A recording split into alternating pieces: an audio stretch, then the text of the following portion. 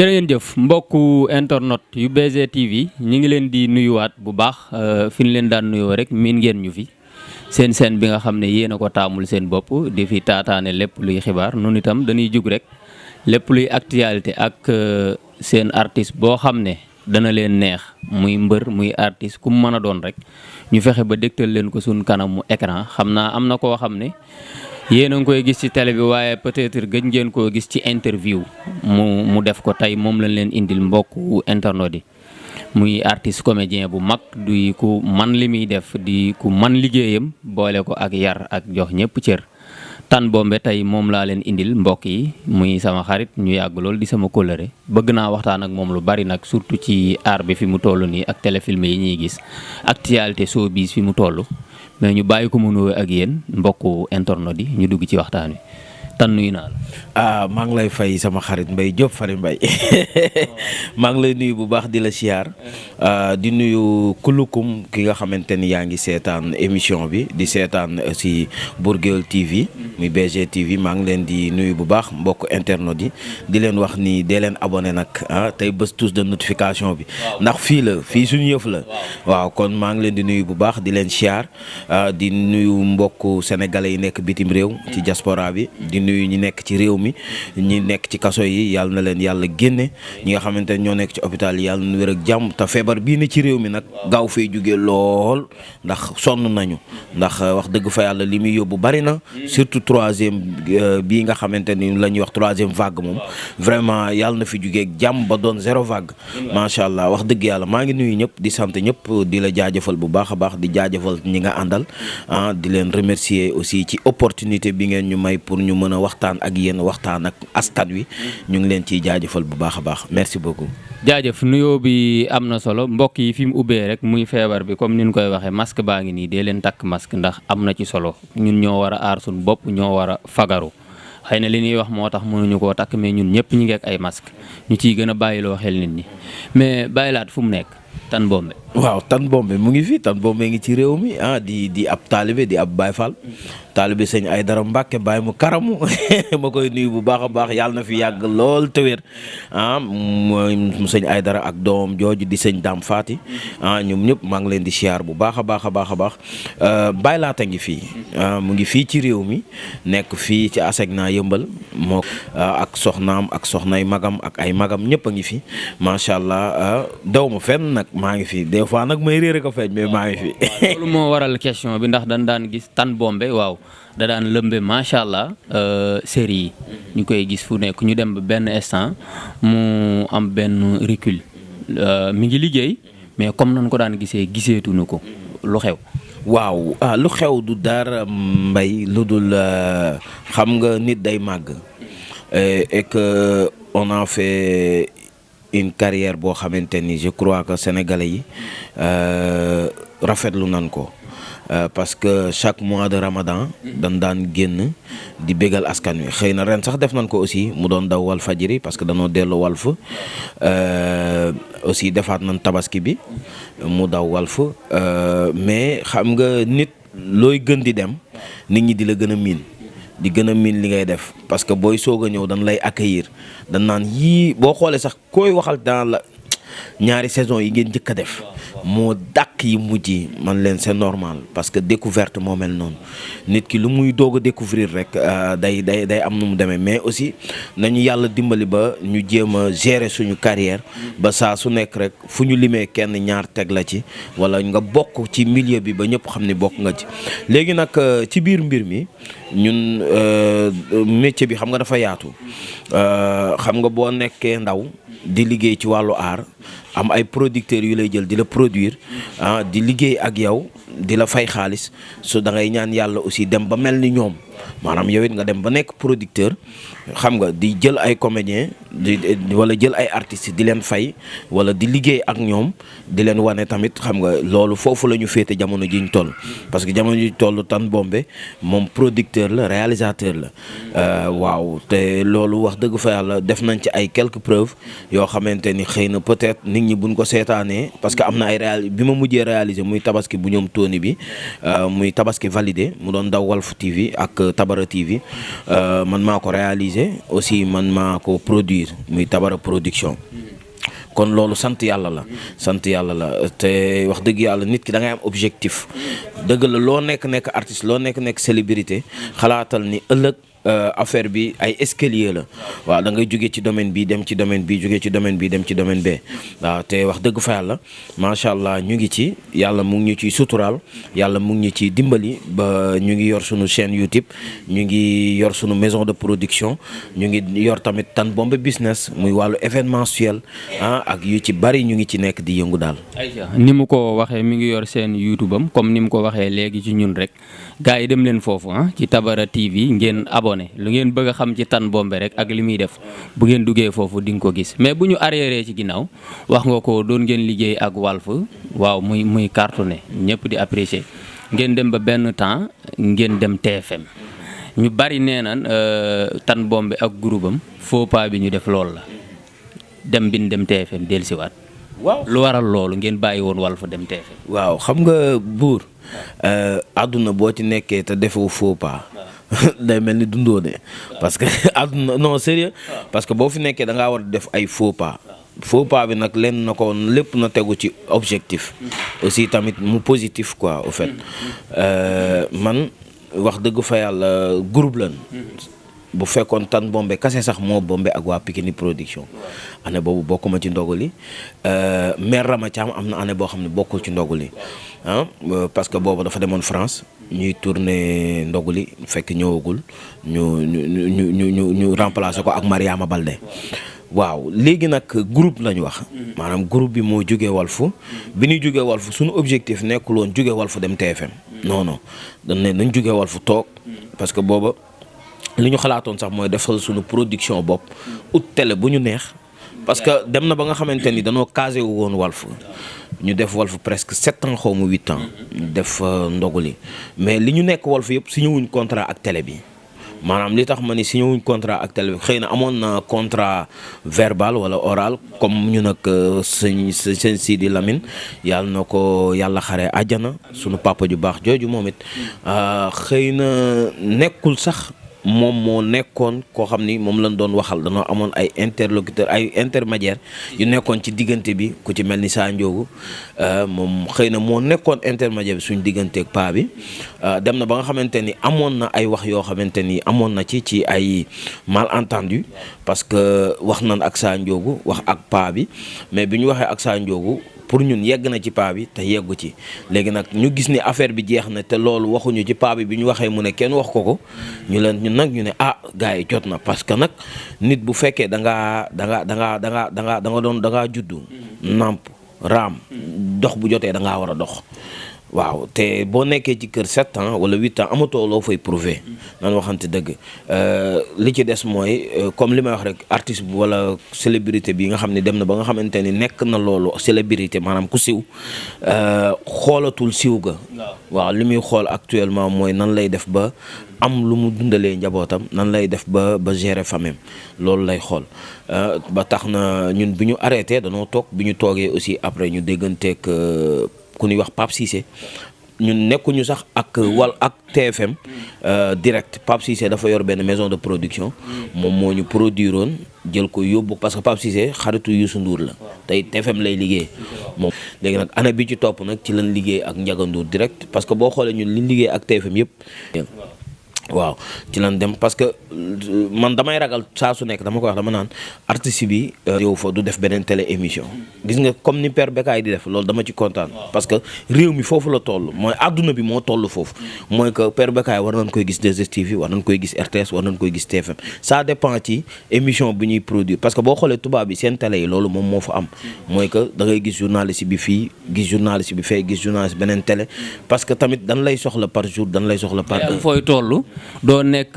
nitu entreprise bi mais nitu réew mi ngay doon. voilà c'est ça loolu moom mooy nekk waaw léegi nag bi Biteye ñëwaatee parce que ñun Biteye moo ñu njëkk a jógee Walf léegi bi Biteye ñëwaatee Walf nag parce que boo xoolee Biteye bokk na ci ñi nga xamante ni tey ndogali poids bu mag la ci am macha allah bi mu demee gis nañ tamit leneen liñ doon def ñu nit gisatuñ ci woon suñu bopp léegi nag bi tey bi mu ñëwaatee nag ñu waxtaan ak Cheikh Niass ma koy nuyu muy DG Walf muy nit ku baax macha allah bi tey tamit di nit ku baax woo ñu waxtu ñu continuer ndogu li ma ne ko amul benn problème ci laa woo ñoom Tony gars yi parce que gars yi ñoom ñëpp ñoo ma mag boo xoolee Jean-Michel rek laa ci mag mais yàlla xam na ni ñoom ñëpp kenn ku ci nekk da ngaa jël sa kàddu jox ma ko. ne ma ba demee TFM contrat yëpp maa ko daan signé. ñoom ñëpp mandat lan ma daan defal jox ma seen photocopie carte d'identité ma signé ci seen tur ñoom ñëpp man la ñuy jox chèque bi sama compte ñu jaarale ko sama compte ma jël ko ñëw fay leen waaw ku nekk ma jox la sa chèque nga dem yàlla xam na ko. mais bu ñu waxee Tan Bombé ci groupe bi sa diggante ak Tony complicité boobu ak Jean-Michel loolu lan la day ngay mel ni ku bokk ak Jean-Michel ndey ak baay mais bu gaa yi seetaan. luñ la miin ku mel ni man luñ la miin loolu duñ ko mën a muñ. waaw xam nga maanaam benn fil nag du maas. waaw. danoo miinante danoo xamante torop xam nga ñi yàgg joué dañuy miinante ba noppi li doy waar ci sunu groupe mooy. gars yi bari dañuy foog ni dañuy répété wala scénario bi dañu koy jox bu yàgg. mënoon nañoo laaj bi tey mi nga xamante ni mooy bind scénario bi. bi tey bañ na ko ba dañuy jouer muy bind ci ñun maanaam dañuy jouer benn séquence mu bind ci séquence bi ci war a toog ci maanaam complicité waaw ñu inspiré ko fa mu toog nii ñun ñuy jouer moom ma nga toog fee ma ngay bind séquence bi ci war a toog parce que complicité bi yamul ci man ak Tony ak Jean-Michel mais dafa dem ba ci équipe technique bi ay Charles ñoom ñëpp Charles buy réaliser day réaliser sous forme que ñun ni ñuy doxalee parce que artistes yi boo xasee xam rek jeex na boo xasee xam surtout artistes yoo xamante ni vraiment ay magum lan ku mel ni Mère Rama Thiam depuis jamonoy tey ma koy nuyu bu baax di ko siyaar suñu yaay jooju nga xamante ni mu ngi ñuy gunge boobu ba léegi ba pare di ñu xam nga li neex ci ànd dégg naa am na kilifa gu mag gu ko waxoon mu ne ànd gone dong wóorul waaw daa war a rax mag ànd mag dong wóorul daa war a rax gone mais Rama Thiam tette nañu mu ngi ñuy ñaanal fun ko woo mu wuyuñu mais Rama Thiam day am xaalisam sax jox ma ne ma Tan nan def production billaay moom ñi sénégalais yu bari bin xamee ne du sa yaay yàggut. waaw non moom non sama yaay la parce que sama yaay sax boo ko waxee daan la Rama Thiam mooy sa yaay. sama yaay la sama lépp la wax dëgg fa yàlla. féete na ma fu yaay di féete doom damay toog ba ci yàgg mu woo ma wala mu envoyé ma vocal di ma wax yoo xamante ni non da ngay xam ni kii. yéene na la tayit sa waajur la féete. mais Rama Thiam tabaski bi nii production bi ma def dama ko woo mu ñëw mu ne ma doom pas sax laaju ma la ko. te man maa def production bi ñoom Tony ñoom ñëpp gars yi ñëpp a ci jàpp Baye Cafta bi nekk Tëngéej moom joué na ci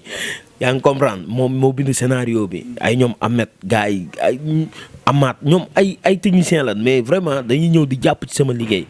gis nga ñoom Tony ak Jean-Michel moom Baye Fall maa ngi ñoom ñoo bokk ndey ak Baye wallaahi parce que lan moo tax mais ñoom li may sëkk ak ñoom ci terrain bi wax dëgg fa yàlla kenn ku ci nekk da nga yéene xale sénégalais yi yow en tant que sa papa takk ñetteel nga bàyyi sa première tante bàyyi sa yaay bu am bu ñuy dund waaw Mbaye Diop yaa ngi koy doog a laal foofu laa bëggoon a jëm muy gis nga des fois dañuy jouer lu am comédie lu comique gars yi topp comique bi di reetaan mais ci biir comique boobu nan caytu la ca ne nan caytu histoire ba parce que comique bi nit ki moo comique muy man dama comique Jean-Michel la fa comique Tony nit ki moo comique noonu la ko yàlla bindee wala rôle boobu lay jouer mais histoire ba c'est très important loolu mooy mooy racine gi mooy reen bi bokk gis nga jamono bi moo toll foofu te dañ ko war a bàyyi xanaa gisoo kon ni ñu mujjee ñun mujjee na metti ci ñun te loolu moom moo fi am muy ko waraate gi da nga nit di nga nekk ak moom ay at mu jël lu baari di ko def ci yow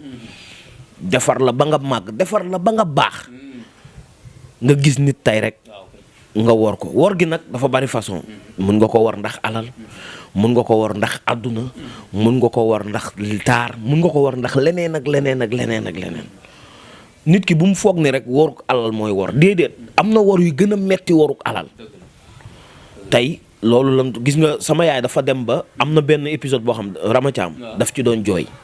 c'est boo ko seetaanee di nga daf ci doon jooy ne man de sama doom ji xàmmeetuma ko loolu mooy sàmba àllaar gi waaw parce que sama jawar papa ñëw na mel ni ko neex ñun dañoo xawoon a barde sax ci moom beneen bi aussi mooy mu ngi doon jox ay lekk yu neex waaw am koom duñ jox ay lekk yu neex lekk gu neex gu gi ñu doon jox tey tax na ñu fàtte gu démb gi koo xam ne ñoo xam ne dund nañoo ak yow ay at jur la ba nga toll noonu kay ñëw amul lu mu lay jox lu dul saucisson te am na ci réew mi lu dul saucisson yooyu rek nga fàtte ceebu keccaxu démb yi loolu moo am waaw loolu la quoi. ndeysaan mbokk yi ni leen ko waxee waxtaan wi moom du day gudd ndax ki nu am tey vraiment li muy wax xam lu mu maîtriser la te macha allah xam naa ne dina leen neex mais ñu ma dikk ci beneen question bu ñu dikkee fan yi seen liggéey. bari na coow su ma nee seen liggéey bari na coow yéen comédiens yéen théâtre kat yi téléfilm yi léegi yàq na comédie bi loolu nu ngeen ko dundee sax laata may ñëw ci sama question dëgg téléfilm yi léegi par rapport ak bu njëkk comédie bi ñu daan gis théâtre bi ñu daan gis réalité yi ngeen daan joué mu am ci sunum réew xale yi di ci mën a jàng di xam ne lii mooy suñu culture léegi téléfilm yi dafa ñëw mel ni lu lalli loolu teg fale indil ñu yeneen. waaw xam nga dama koy wax saa su nekk muy li nga xam ne mooy théâtre ak téléfilm wala cinéma maanaam yoon yi bokkul théâtre boo xoolee ba tey mu ngi am parce que ñu ngi koy def sur la scène mooy li nga xam ni nit ñi dañuy toog di ko seetaan en direct ci scène bi.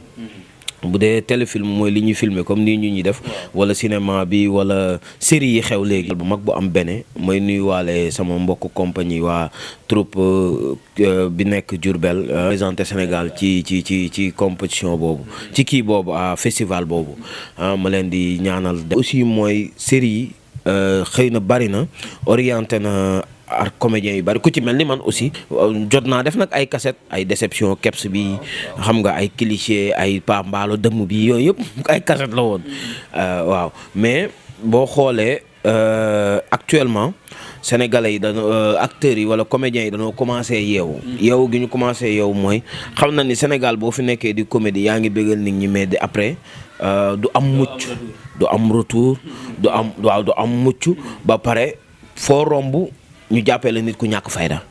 parce que kii joué lu sérieux dañuy jàpp ni kooku moom moo mel noonu comprendre kii joué comédie wala yëfi dof kooku dañuy jàpp ni moom noonu la mel xëy na saa neex ñëw na joué ci rôle bu am solo il a lutté ces comportements sénégalais yi ñoo xam ne moom la ñu jàppee woon quoi man tamit ma ñëw keneen ak boo xoolee nouvelle génération bi amul kenn koo xamante ni tey mu ngi def comédie nga gis ko ñeme koo tudd sax ba di ko woo ndax comportement bi ñu am ak personnalité bi ñu am te loolu c'est très important mais nag mooy li ma la wax sànq Mbaye Diop mooy nit da ngay ñaan yàlla màgg gi mooy gis nañ ni cinéma bi mu ngi ci Sénégal te ñu am ci part bu am solo parce que cinéma bu mun ñu ko wax Sénégal te kii def théâtre amu ci part kii def théâtre am na ci part bu am solo parce que formation yi ngay def pour def théâtre yëpp boo xoolee boo ñëwee ci cinéma donc cinéma daf koy soxla ba tax na gars yi ñoom ñëpp ñu ci bari dañoo daw wuti cinéma bi parce que tamit nan waxante dëgg actuellement moom moo am koom gi nga xamante waaw parce que boo xoolee ba ci état rek moo njëkk a xeex loolu état moo njëkk a xeex théâtre favoriser cinéma parce que théâtre combien d'années théâtre di laaj fonds d'appui pour ñu valoriser le théâtre scénique sénégalais combien d'années te gis nañ milliards yi nga xamante ni moom lay joxe fonds d'appui ci cinéma ak musique urbaine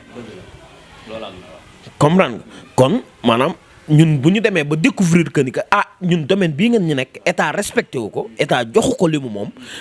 dañuy mujj tamit dem comme que domaine yëpp boo xoolee cinéma ak théâtre li leen boole xaw na bari ñu ne mais pourquoi duñ dem casé wu ci cinéma bi nga xam ne fa la état di def ay milliards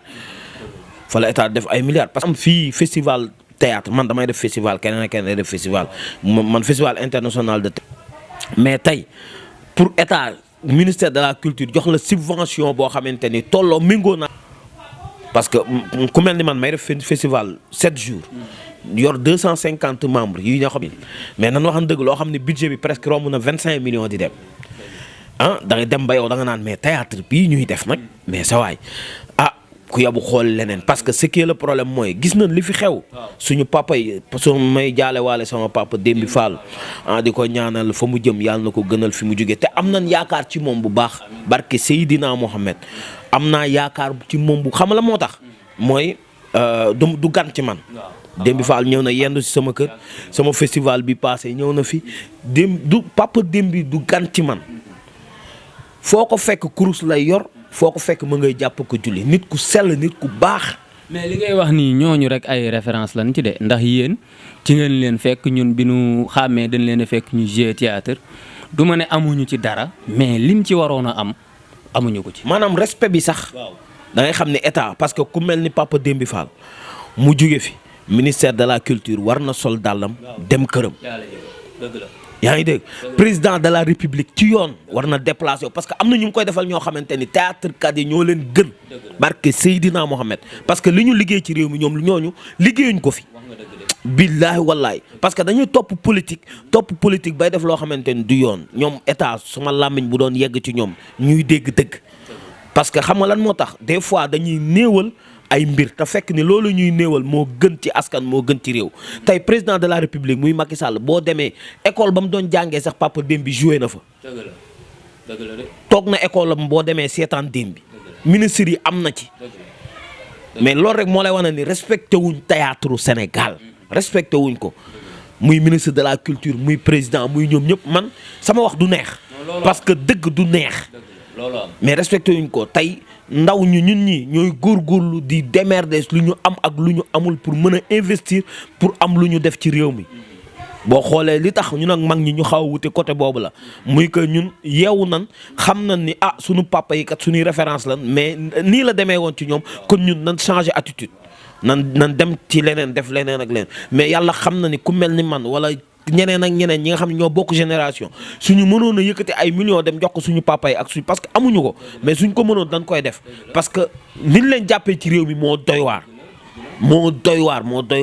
te lu Dembi Fall Modou Pen ñooñu boo gisee Baye Ili mi ngi feebar yàlla na ko yàlla yëkkati ba tey. te Baye Ili yamul woon ci théâtre kase poste la doon liggéey poste la nekkoon di liggéey nga xamante ni loolu état moo ko moom.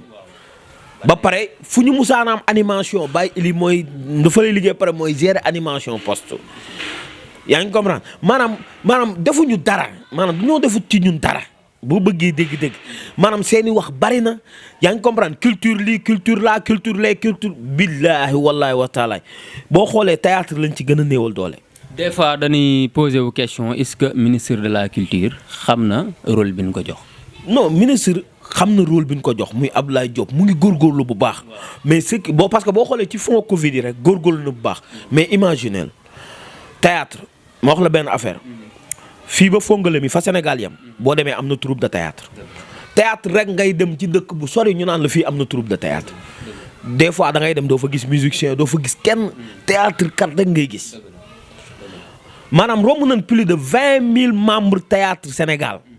20 000 romb na ko. imagine ñooñu ñëpp bu ñu deful woon théâtre lan la ñuy def ñii mën nañoo bon ñii mën nañoo nekk ci leneen ak leneen te boobaa réew mi day jaxasoo kon ñun ay encadreur lañ ñun maanaam dañuy defar doomu aadama te nee nañ balaa ngaa defar un comédien wala ngay defar artiste defaral nit ba pare. tey ñu ngi woon nekk ci leneen ak leneen théâtre defar na leen ba tey ñu ngi théâtre yaa ngi comprendre. ñoo respecté wul théâtre kat man encore une fois dama koy wax maanaam respecté wuñ ñu. billaay ce sont des comédiens maanaam député yi mu ne ce sont des comédiens mais yabaate mënul weesu loolu tey bu fekkee nit dafa def yëfu dof ñu ne ce sont les maires wala ce sont les députés est-ce que dina leen neex parce que ñoom ñoo gën a doon ay dof billaahi ñoom politiciens yi ñoo gën a doon ay dof ñoo gën a doon ay hypocrite parce que dañuy gisante mel ni kuy bëgg a lekkante te ku ci wét di bëgg a rey sa morom ba pare nekk ci dëkk bi di saagante di xeex lu ne nga di ko dégg te non waaye déggoo li ma la wax ñoom lu ne la ñuy def tey ñun ñoo leen gën duñ seen morom parce que ñun li ñuy barke rasulullahi ñun ka artiste li ñuy jariñ Sénégal ñoom politiciens yi jariñu ko Sénégal parce que ñoom lépp lu ñuy dundee suñu alal la ba noppi joxuñu ñu cër. ay xuloo ay xeex ay saagante ay dàggasante ay yii rek nga ciy gis kun ci fal loolu mooy nekk sa bopp comprendre kon ñun dafa jot ñu jox ñu suñu cër ñu respecté ñu parce que nous sommes des messagers ñun dañuy jàppale askan wi ci xel ak xalaat dañuy bégal askan wi te yàlla xam na ni képp kuy bégal doomu aadama yàlla dina la bégal ñoo xam ñoom ñu jox ñu suñu cër wala ñu bañ ñoo jox suñu cër waaye ku ci nekk yàlla mu ngi lay bégal parce que balaa ngaa bégal kenn yow yaa war a njëkk a bég tey boo xoolee Côte d'Ivoire gi ñu gën a jege rek man dem naa ba festival dem naa Togo festival mais seeni comédien barke rasulullahi te doyowuñ la tegut kaay tànk boo fa demee dan lay xeeb dan lay bañ dan lay mere sax dan naan mais kii est-ce que c'est un comédien ñoo xam ne dañ leen di jël en charge chaque mois ñu di leen fay kenn sañu faa def publicité panneau publicité ku dul comédien loolu décret bu ñu signé la mais ñun tey da ngay gis koo xam dafa rafet rek wala taaru na nga ni moo mën a jaay sama yëf naa ko jox mu jaay ko. foofu laay dikkee ci sama question barki démb gis nañ xam naa sa rakk lay doon actrice comédien Léna Gueye rôle bi mu joué infidèle ñu bari ñaawlu nañ ko ci dëkk bi est-ce que loolu noonu la war a demee ndax comme ni ma ko waxee sànq rek yéen ay royuwaay ngeen dañ leen di seetaan am na xale yoo xam ne lu Tan Bombe def dañuy jàpp ne loolu moo baax lu mu wax dañuy jàpp ne loolu moo baax est-ce que kon du ngeen seetaat li ngeen di def wala li ngeen di wax ndax image dafa garaaw te fu ne lay dem. waaw buur da nga laaj question bu am solo parce que dafa jot Sénégal ñu xam kii ak kan mooy def lii kii fait ça kii fait xaw ma nu ñu koy waxee maa ngi juum sax kii comprendre gis nga Sénégal dafa jot ñu xam suñu bopp tey film yi dañoo dem bay roy bay dàq gis nga buur du ne dëgg yëpp la ñuy wax du dëgg yëpp la ñuy wax tey loo wax di nga desal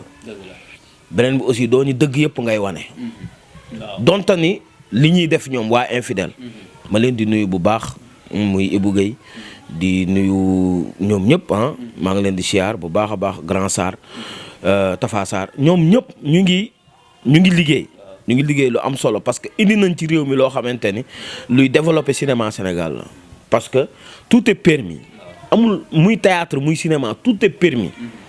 mën nga def taatu nen di jouer gis nañ ko fi te ay mag ñoo ko fi defoon Gelawaar gis nañ li ci xew parce que cinéma la dañoo bëgg a valoriser cinéma Sénégal mais ak contexte bi ñu koy defee c'est très important ak temps bi ñu koy defee ak heure bi ñu koy defee instant bii réseaux sociaux yi xale boo ci gis yor na téléphone réseaux sociaux moo gën a gaaw sax télévision parce que lu dugg rek nit ñi ngi koy seetaan téléphone yee tax kon baax na ñu xam suñu culture suñu aada ak suñu cosaan tubaab bi loolu lañ soxla ci ñun boo xoolee ñun suñu cinéma li ñuy def nii dinañ ko coow ci réew mi de gars yi teg ko suñu yëf nga dem suñu yëf foog ni suñu yëf moo dajal àdduna fekk demagoo fenn suñu yëf tubaab bi dañu koo naxee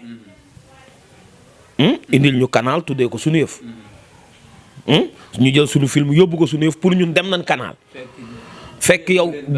génnoo Bambey gii mook RTS gii ak waaw non sérieux yaa ngi comprendre mook Tabara TV gii am ay bouquet yóbbu ko ci réseau canal yi ñooy yem yaa ngi comprendre bien vrai ci YouTube fay ko mu jaay sunu yëf mais mbay ñu ci dugg ñu ci bokkul gis nga man direction artistique bi le regret la même chose Jéegu Pouso maa ko démarré après laa arrêté mais sunu cinéma Sénégal bari na maison de production yoo xamante ni dafa war a am contrôle waaw dafa war a am contrôle parce que pour man du waroo nekk ci cinéma rek wala nga ne man producteur laa rek nu ma neex laay doxee nu ma neex laay waxee nu ma neex laay recruter nit wala critères yi parce que amatul ay pour man seen scénario yi wala personnage yi ñu jël amatul ay critères. léegi kay da ngay xees rek rafet. mais leena boo xoolee presque li gën a tax Serigne Ngagne peut-être def na ci sorti li gën a tax mbetteel arrêté loolu ci la bokk. Serigne Ngagne def na ci sorti ñëpp gis nañ ko. Serigne Ngagne def na ci sorti yaa ngi comprendre li gën a tax mbetteel arrêté mooy que dafa jóge mbetteel parce que mën nga sax jouer fii jouer fee parce que loolu mooy sa liggéey mooy sa métier dañ lay fay nga dem def ko parce que ci nga yor sa njaboot mais tey nga nekk ci benn film boo xam dafa am objectif am na ñun nii nañuy doxee nga war a dem ci beneen film nga xam ni film boobu contexte yi bokkul te mën na yàq image yu film bee parce que ko xamee yéen ay rival ngeen donte yéen a bokk lu ngeen di def. parce que leena bu demee jouer ci infidèle loo xamante ni jaaduwul bu ñëwee jouer waat ci mbetteel nit ñi bëttu la mu jouer woon ci infidèle la ñuy xoolee fee maanaam nit dina yàq image am ci lu ndaw te du ko xam leena doon na am ay publicité mais tey am na nu muy incarné ci rôle am dootul mën a jaay benn produit parce que produit bu mu jaay dañ naan duñu saf parce que kii kat waaw lu ñaaw lii moo ko fi def man loo ma fay xaalis sama jeu dafa am fu muy yem parce que on dit jouer tu fais le jeu boo nekkee acteur wala nga nekk comédien tu joues bu ñu koy wax fola damay jouer jeu la boo xamante ni tey yow da nga koy professionnaliser yaa ngi dégg def ci technique statique ba nit ki mën ko seetaan dugg ci biir peau de personnage boobu maanaam dugg ci biir rôle bi ngay jouer nit ki moo koy seetaan parce que yow yaa koy professionnaliser yow yaa ciy def technique ba nit ki koy seetaan mën a dugg ci biir film boobu wala rôle bi ngay jouer comprendre mais jàppal ni yow sa xel damay jouer waaw fola waaw jàppal ni aussi image la du loo xamante ni moment bi ma koy def fi ma koy defee fa laa koy defee après jeex na non image la bari nan yàgg nañ dégg ne am na ñu fi defoon ay image yoo xam ni dem nañ ba woo YouTube di leen fay xaar pour ñu dindi image yooyu ñu bañ ëllëg da ngay am njaboot gis nga ku ne je m'en fous ci sama njaboot jàppal ni sa njaboot dina ne je m'en fous ci samay parents barke Rasulullah waaw da nga leen a war di xalaat parce que image la ëllëg mun na ne sa ndey ak sa baay lii leen fi nekkoon sa ndey lii la doon def sunu métier la mais ñun nañ ko professionnaliser du luñ ma fay def non. ci li ngay wax nii am na information ne Mariama génne nañ ko c'est parce que am na rôle yu am bi. waaw joué ak Rijal toujours. waaw loolu yëg nañ ko ci ay information xaw ma nag ba xam dëggal wala dëgg parce que man. pour bëgg a camoufler. non déggoo li ma la wax Sénégal dama sonn ci yooyu man. yaa ngi comprendre mais nit ku nekk am ngay droit. tey waaw léegi producteur bi dafa am droit ne la damay signé ak yow contrat mais signé bi may signé ak yow contrat yow am nga droit nga ne ko li may signé contrat lan la yaa ngi dégg am nga droit ne ko mun la dama bëgg nga jouer ma film yow nga ne ko film bi ban rôle laa ciy jouer mu jox la sa rôle mu jox la nga liir xool ne man kat sama statistique wul rôle lii la yaa ngi comprendre nga ni ko ana scénario bi léegi bul fekkee yow dalaa joxula woon scénario nga dem ba ci biir comme la daloon kii ñànku keroog ñu boole ko xaj ba mu naan ba xaj bi liir na scénario yaa ngi ne léegi nga waaw ñu joxuñu la scénario nga dem ba ci biir ñu boole la ak gaynde nag ne la ngay dem parc an da ngay jouer yaa gaynde gi dem ba ci biir ñu la da ngay sumeeku waaw imagine moo tax lu nekk balaa nga koo def da nga xam li nga war a def lan la parce que yow da nga am droit yow ci sa bopp yow acteur yi nañ am fulla nañ xam ne ñoom maanaam producteur bi sans acteur du dem acteur sans producteur du dem mais buñ jàpp ni ñoom producteur bi bu leen jëlul day jël seen morom gis nga booy boo nga jël ku la neex mais li nekk ci man nekku ci sama morom. gis nga mu may ngay sóoraale nga baal ma rek mooy ñoom léegi ñu ci bari bokk xoolatu actrice la xoolatu ñoom lu ñu xool naa génn télé naa am buzz naa feeñ na ma nit ñi xam. mooy li ma la wax. maanaam mooy danoo war a xam qui fait quoi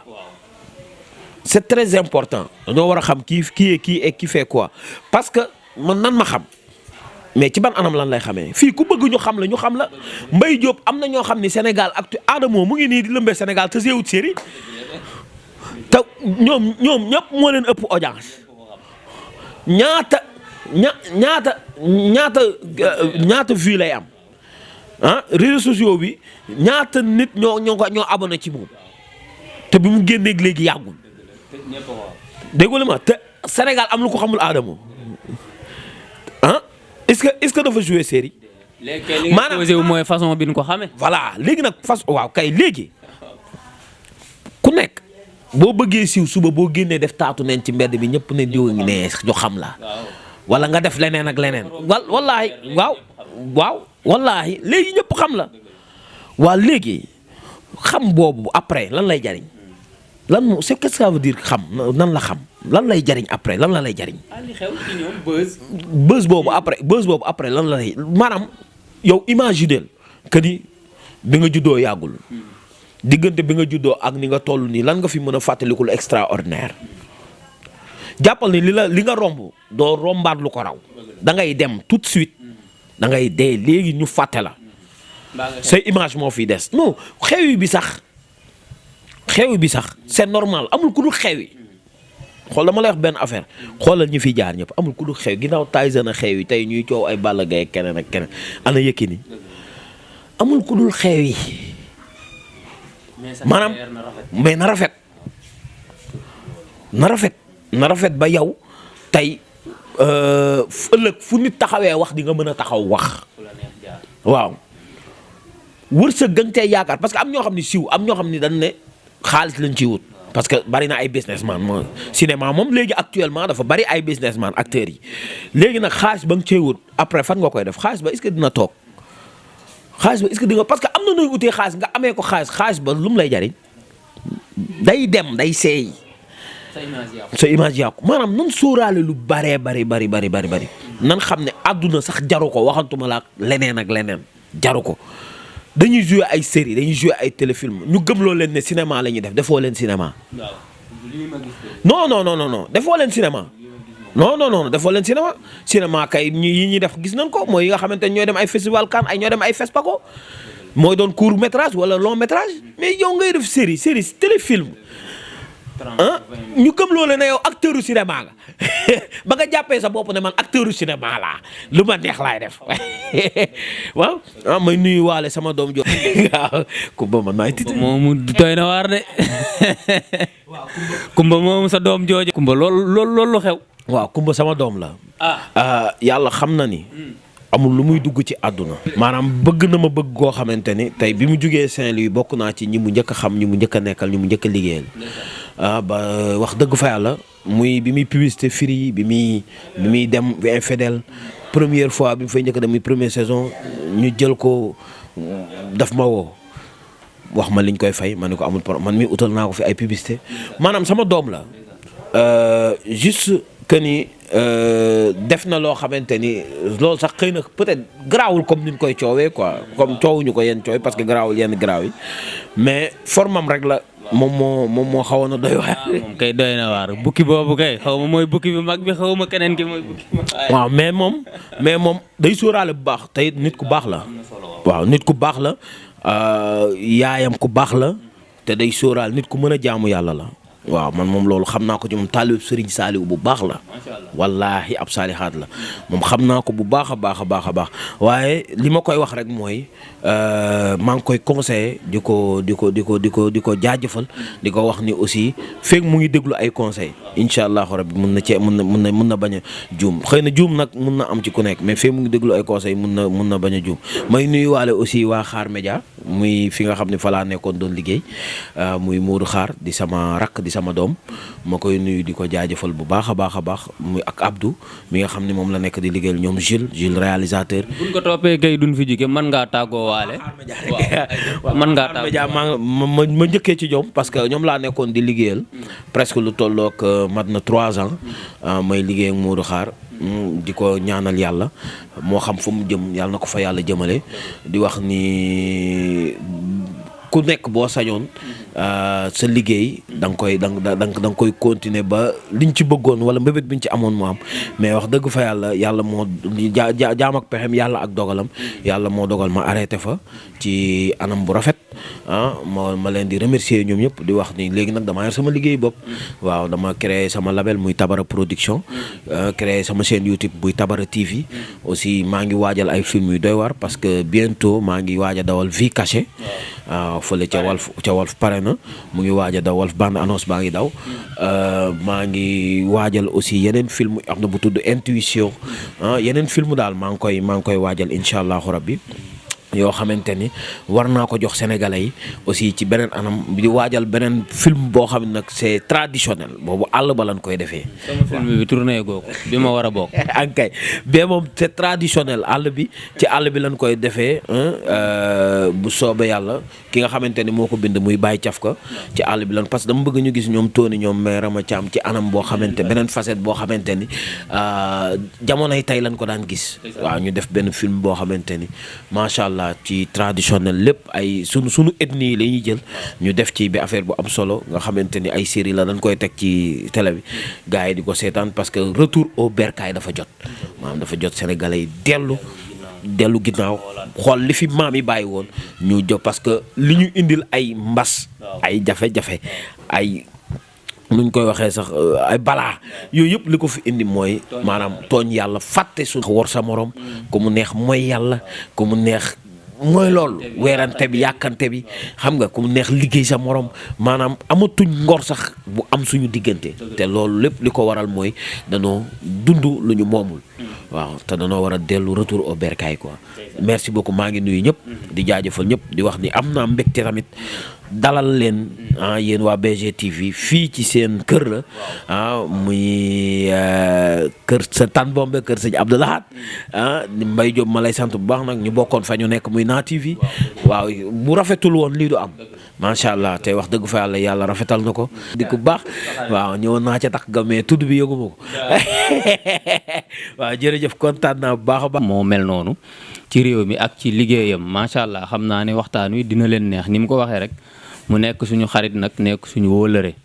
li ñu gën a boole mu nekk suñu mbokk taalibe def ba ñu xamante ba léegi loolu ñuy dund man ak moom mu am ci man cër mu am ci moom cër. kontaan nañu bu baax ci dalal gi ak yaatal gi waaye nag daa ndekki bàyyi ñu mbokk yi bi ñu ñëwee dañu leen toog leen ne ma ndekki ba pare ñu ne ko ñun du ndekki mu ne waaw mu ne sóoraale wu ma leen loolu kenn mësu koo gis mbokk yi kontaan nañu bu baax Tan Bombe ngeen amoon tey dina leen neex yaakaar naa boo léegi nu xoolal leen keneen waagaan toujours rek ci caméra bi seen mbokk seen xarit Mbaye Diop jërë ngeen jëf.